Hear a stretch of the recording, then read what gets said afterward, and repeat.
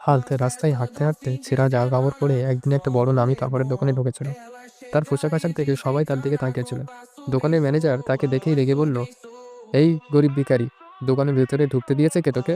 Hulk যে জামাটা কিনতে চেয়েছিল ম্যানেজার সেটাও তার হাত থেকে কেড়ে নিল, আর অপমান করে বলল, বেরো এখান থেকে, এখনই চলে যা।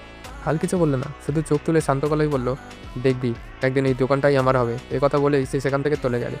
কয়েকদিন পর হাল্ক একা একা বাজারের রাস্তা দিয়ে হেঁটে যাচ্ছিল। তার মনে শুধু একটাই চিন্তা ছিল, জীবনটা বদলাতে হবে। হঠাৎ রাস্তার পাশে একটা দেওয়ালে লাগানো পোস্টারে তার চোখ পড়ল। পোস্টারে লেখা ছিল, আমাজন জঙ্গল থেকে থ্যানোসের লাল হীরার মণি এনে দিতে পারলে পুরস্কার 10 কোটি টাকা।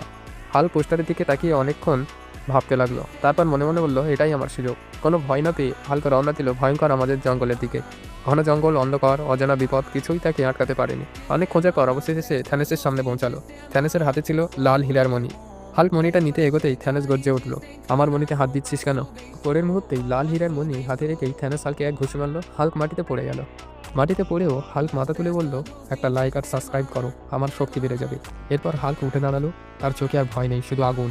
এক ঘুষি মেরে থ্যানোসকে মাটিতে ফেলে দিল। হাল্ক লাল হীরার মণিটা তুলে নিল আর জঙ্গল ছেড়ে বেরিয়ে এলো। কয়েকদিন পর সে কোম্পানিতে গিয়ে মণিটা জমা দিল। সবাই অবাক হলো এবং ম্যানেজার তাকে 10 কোটি টাকা পুরস্কার দিয়ে দিল। কিছুদিন পর একটা বিশাল বিলাসবহুল গাড়ি থামলো। গাড়ি থেকে নামলো এক স্টাইলিশ বিজনেসম্যান, সেই হাল্ক। সে ঢুকলো সেই একই কাপড়ের দোকানে। সব স্টাফ নতুন বসকে ওয়েলকাম করার জন্য দাঁড়িয়ে আছে। হাল্ক চারিদিকে তাকিয়ে শান্ত গলায় বলল, যে ম্যানেজারটা সেদিন আমাকে অপমান করেছিল, প্রথমে তাকেই এই দোকান থেকে বের করে দাও।